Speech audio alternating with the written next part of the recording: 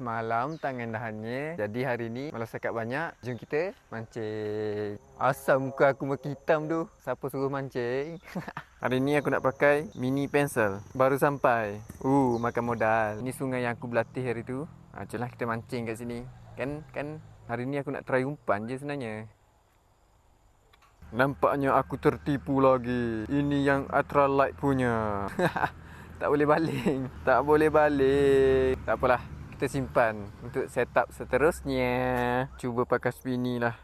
Ni baru sampai. Sebab yang hari tu dah cukai. Sebenarnya apa yang berlaku kat sana? Tiba-tiba banyak burung pula. Ada manis-manis ke? Betul kan? Cara-cara pakai spoon macam ni ke? Baling. Karau laju-laju, betul tak? Tadi aku ada nampak 2 orang budak tengah mancing tempat aku dapat sebarau hari tu. Jom kita pergi tengok diorang dapat ke tak dapat. No, budak-budak ni dapat ikan. Ada haruan, puyuh dengan tebal sisik. Haruan 2 ekor. Inilah umpan dia pakai. Cacing. Osku punya cara. Jomlah jarang-jarang cuba kat sini. Nggak ada ikannya. Pakai soft rock lah. Inilah soft rock kita. Mana-mana pergi, gorgon mesti ada.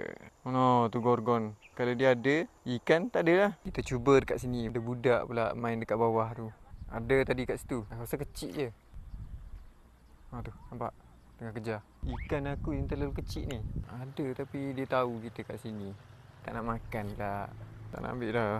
Sini ada tapi tu lah. Tadi sangkut aku pergi dah tak nak makan dah. Alamak. Dia macam gigit je. Aku rasa ikan tak besar kot. 2, 3. Tak boleh. Dia gigit je. Aku dah kira. Aku rasa dia kecil kot. Dia tak muat mulut dia.